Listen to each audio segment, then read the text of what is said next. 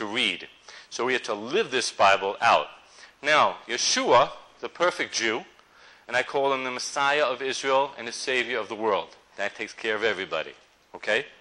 So, Yeshua, Jesus, came and was crucified on Passover, historically 4/3/33. Verified, we can do all those numbers easily for you. April 3rd, 33, Friday, not Wednesday. Friday, crucifixion, 9 to 3, Israel time, on a wooden cross in the Holy Land. 4/3/33, crucified as our Passover on Passover. So, check one. The day begins when? In the morning or at night, at dusk? You get 2 chances. Don't worry if you said the wrong thing. Just fix it, all right? All right. So the day begins. What's the biblical proof for that? Good. Which one? 1. 5 is correct. Good. It's a joint test. We're here to pass, not pass out, all right? You can ask the teacher for answers. It's a different kind of school.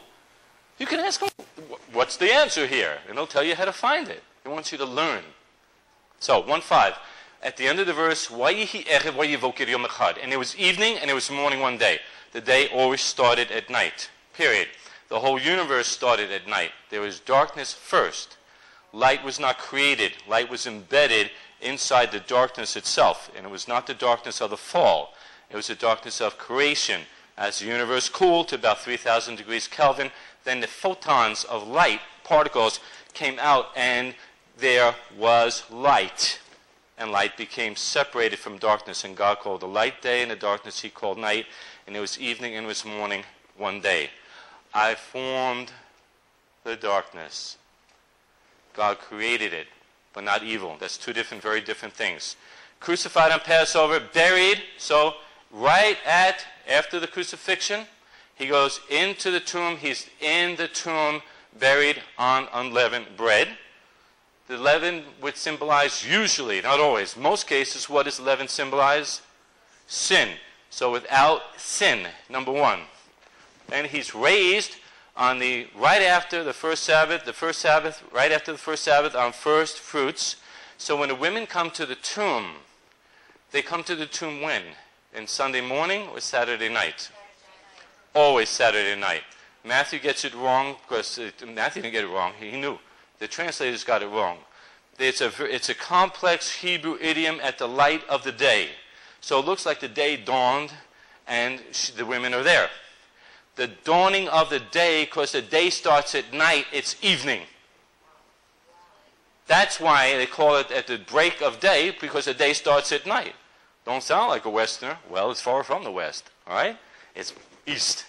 So we got to put on that kind of mindset. If you're studying Chinese or Spanish or something else, you got to step in German into those shoes and culture and customs to hear what they're saying in their language, in their culture, in their traditions, in their teaching. Then we could see it and hear through Hebrew eyes. I could take one question.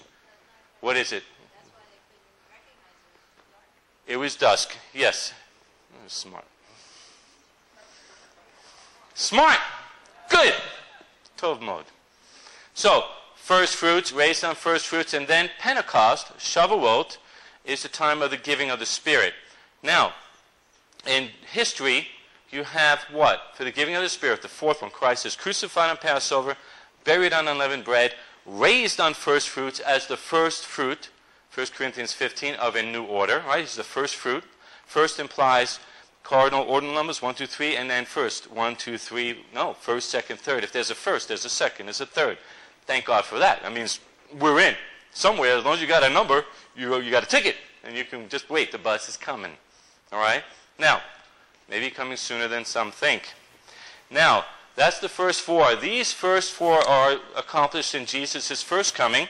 And that was, historically, these were in the spring. Right? These are spring feasts, spring, early summer. And early summer. And then you have the fall feasts. Rosh Hashanah, Yom HaKippurim and Sukkot. Yom Teruah, the day of the awakening blast. Now in John 4:35, Jesus says something very interesting. Like everything he says is very interesting. He says, are there not 4 months till the harvest? 4 months. He didn't say 3 months. He didn't say 2 months. He said what he wanted to say. And everybody understood him, except now. So we need to know what he's talking about. There's 4 months until the fall feast, where you have the major harvest in the fall. And he was telling them specifically there's 4 months till the greater harvest. You have the early, and then you have the later. You have the first fruits, and now you have the full harvest at the end. And God is not merely talking, though, in Shadows and Tice about the food and what comes out of the ground. He's talking about souls that come out of the earth. His bigger picture is not what's on your plate, but what's in your heart. And he wants you. And he's going to get you. Let him cooperate. So, Rosh Hashanah is next. So you got the 4 months in between from the middle to the end. This is a timetable. You need a watch? Put this one on and watch this. Because it'll tell you what time it is and what season it is and where we are. Now, Christ is our Passover, yes? All right. He's the unleavened bread represents the sinless one, correct? Do you notice something interesting about the feast in the spring? Passover is 1 day. Unleavened bread is how many days? Unleavened bread is the next day, but it's celebrated for 7 days, a whole week. Therefore, what other holiday will intersect? We didn't teach this before. What other holiday will intersect during unleavened bread? What's the next holiday that will occur during that time? First fruits. You have 2 holidays occurring at the same time. Unusual. Must mean something. Of course it means something. Christ is raised on what? First fruits being the first fruit of a new order. But he's raised on the Feast of Unleavened Bread, which represents no leaven, no sin. So he's raised as the sinless one. That's why it's in the same time frame. Okay? These things have layers of meaning. Don't miss them. The time intersects each other. He's raised on first fruit, which is during the time of unleavened bread. So the first fruit that is raised is without sin. And there's no other way to get to heaven except without sin. How are you getting there? By adoption. In him. On our own, we're kind of just too heavy. We're going to stick here. Not good. All right. Second, on first fruits, let's shift to the next one. First fruits, which is your third, right? Passover, unleavened bread, first fruits. Pesach, Yom HaMatzot, and then Yom HaBikurim, first fruits. What happens then? The Jewish priest, what would the priest do? He would take a wave offering by taking a waving the sheaf of the first fruits of the barley harvest. You're at the barley harvest. You take a sheaf of that barley harvest and you'd wave it before the Lord. Okay. Interesting. Who is the first fruits? Jesus is the first fruit. I make no apologies. No more. No more. Okay, not after this long. How could you not get excited about him? You get excited and get free, then you apologize. You run in 2 directions at the same time. That's not, you work your life to get free, and then you get free, and then you apologize. Sorry, I didn't have controlled expression. Forget about it. Forget about it. Forget about it, all right? So, Jesus is the first fruit. Shalom, brother. Jesus is the first fruit. The sheaf is being waved before God.